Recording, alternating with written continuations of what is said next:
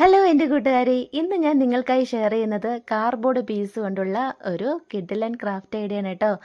അപ്പോൾ ഞാൻ ഇതുപോലൊരു കാർഡ്ബോർഡ് എടുത്തിട്ടുണ്ട്. ഇനി ഒരു വൈറ്റ് കളർ പേപ്പറിൽ ഇതുപോലൊരു ബട്ടർഫ്ലൈ ഒന്ന് വരച്ച് കൊടുത്തിട്ട് കട്ട് ചെയ്തെടുത്തിട്ടുണ്ട്. ഇനി നമ്മുടെ കാർഡ്ബോർഡ് പീസിൻ്റെ പുറത്തോട്ടൊന്ന് വെച്ച് കൊടുക്കാം. ഇനി ഒന്നുകൂടി ഒന്ന് മാർക്കറോ പെന്നോ വെച്ചിട്ട് ബട്ടർഫ്ലൈനെ ഇതുപോലെ ഒന്ന് ഔട്ട്ലൈൻ വരച്ചൊന്ന് ഫില്ല് ചെയ്തെടുക്കാം. അതിനുശേഷം നമ്മുടെ കാർഡ്ബോർഡ് പീസിൽ നിന്ന് ബട്ടർഫ്ലൈയെ കറക്റ്റ് ഷേപ്പിലൊന്ന് കട്ട് ചെയ്ത് എടുക്കാവേ.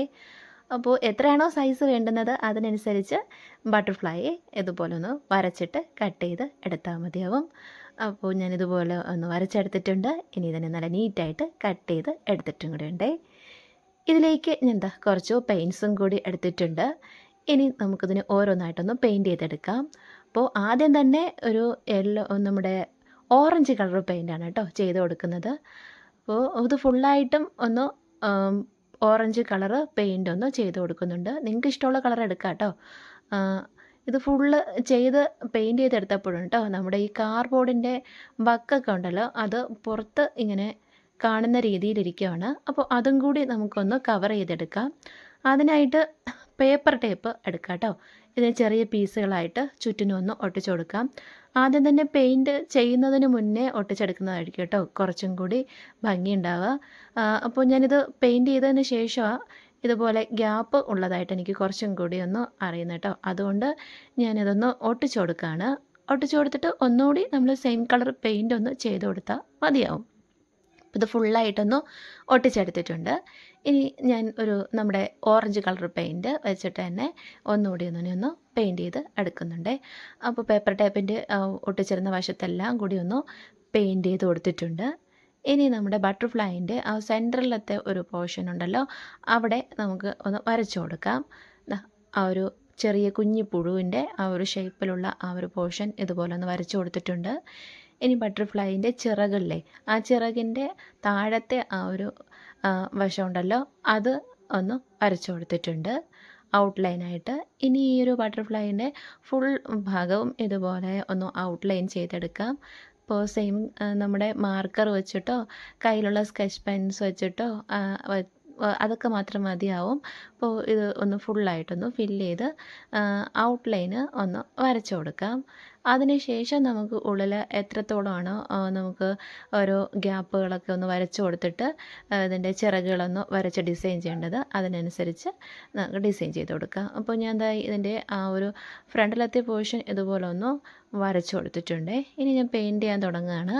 അപ്പോൾ താഴത്തെ ആ ഒരു ചിറകിൻ്റെ നമ്മുടെ ബട്ടർഫ്ലൈൻ്റെ ചിറകിൻ്റെ താഴത്തെ ഒരു വശത്തോട്ട് ഡാർക്ക് നേവി ബ്ലൂ കളർ വെച്ചിട്ടൊന്ന് പെയിൻറ്റ് ചെയ്ത് കൊടുക്കുകയാണ്. അപ്പോൾ ഒരു ഓറഞ്ച് കളറും ഡാർക്ക് നേവി ബ്ലൂ കളറും കൂടി നല്ലൊരു കോമ്പിനേഷനായിട്ട് കിട്ടാനാണ് കേട്ടോ അങ്ങനെ കൊടുത്തിരിക്കുന്നത്. ഇനി ആ മുകളിലത്തെ ആ ഒരു ചിറകിൻ്റെ വശത്തോട്ട് അതിൻ്റെ ഉള്ളിലായിട്ട് ഫില്ല് ചെയ്ത് യെല്ലോ കളർ പെയിൻ്റ് ഒന്ന് ചെയ്ത് കൊടുക്കുകയാണ്. നമ്മൾ ആ ഒരു ബ്ലാക്ക് കളർ മാർക്കർ കൊണ്ട് വരച്ചിരുന്ന് അതൊന്നും യെല്ലോ കളർ കൊണ്ട് ഫില്ല് ചെയ്ത് പോവാത്ത രീതിയിൽ അത് അങ്ങനെ തന്നെ നമുക്ക് കാണാൻ പറ്റണം. ആ ഒരു രീതിക്ക് നമുക്ക് വരച്ചു കൊടുക്കാം കേട്ടോ. ഇതുപോലെ പെയിൻറ്റ് ഫില്ല് ചെയ്ത് കൊടുക്കാം. ഇപ്പോൾ രണ്ട് വശവും ഇതുപോലെ യെല്ലോ കളറും കൂടി കൊടുത്തെടുത്തിട്ടുണ്ട്. ഇനി നമുക്ക് ഡിസൈൻ ചെയ്ത് കൊടുക്കാം. അപ്പോൾ ഞാനിതുപോലെ നമ്മുടെ പെയിൻറ്റിൻ്റെ ആ ഒരു പെയിൻറ്റ് ബ്രഷിൻ്റെ താഴത്തെ ഒരു വക്ക് കൊണ്ട് തന്നെ പെയിൻറ്റിൽ ഒന്ന് ഡിപ്പ് ചെയ്തെടുത്തിട്ട് ഇതുപോലെ ഡോട്ടുകളായിട്ടൊന്ന് ഇട്ട് കൊടുത്തിട്ട് ജസ്റ്റ് ഇതുപോലെ ഒന്ന് വലിച്ചു കൊടുക്കണം കേട്ടോ. അങ്ങനത്തെ ഒരു ഡിസൈൻ കൊടുത്തെടുത്തിട്ടുണ്ട്. ഇനി മുകളിലായിട്ട് ആ ഒരു യെല്ലോ കളർ ഫില്ല് ചെയ്തിരുന്നെടുത്ത് ലൈറ്റ് ഗ്രീൻ കളർ എടുത്തിട്ട് ഇതുപോലെ ചെറിയ കുഞ്ഞ് ലീഫിൻ്റെ ആ ഒരു ഡിസൈനിലാണ് കൊടുത്തെടുക്കുന്നത്. ഇതുപോലെ ഒന്ന് കൊടുത്തെടുത്തിട്ടുണ്ട്. നടുക്കായിട്ട് നമ്മുടെ സെയിം മാർക്കർ വെച്ചിട്ട് ആ ഒരു തണ്ടിൻ്റെ ഷേപ്പിലൊന്ന് വരച്ചും കൂടി കൊടുത്തിട്ടുണ്ട്. ആ ഒരു രീതിക്ക് ഇതൊന്ന് ഫുള്ളും ഫില്ല് ചെയ്ത് ആ ഒരു ശരിക്കും ആ ലീഫിൻ്റെ ആ ഒരു ഷേപ്പിൽ തന്നെ ഡിസൈൻ ചെയ്ത് കൊടുക്കുകയാണേ. അപ്പോൾ ഇതുതന്നെ വേണമെന്നൊന്നുമില്ല. ബട്ടർഫ്ലൈൻ്റെ ഏത് ടൈപ്പ് ഡിസൈന് നമുക്കിതിൽ കൊടുത്തെടുത്താലും മതിയാവും.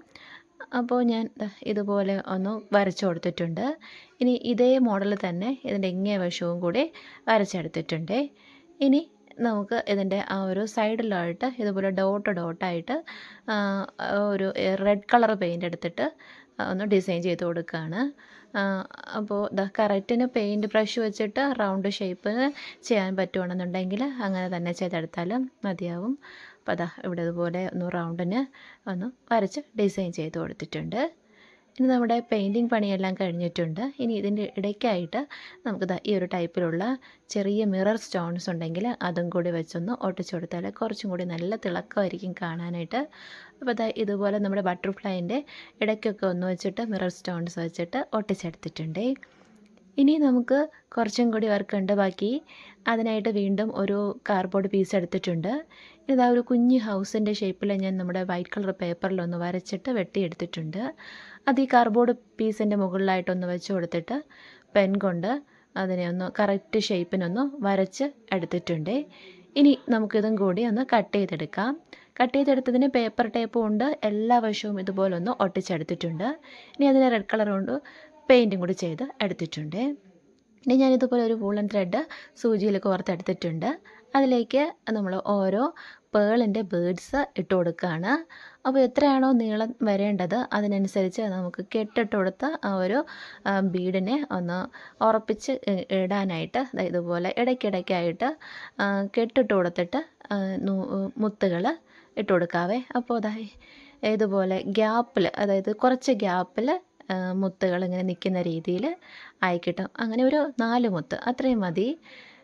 ഇതുപോലെ ഒന്ന് കോർത്തെടുത്തിട്ടുണ്ട്. ഇനി നമ്മുടെ ബട്ടർഫ്ലൈ എടുക്കാം.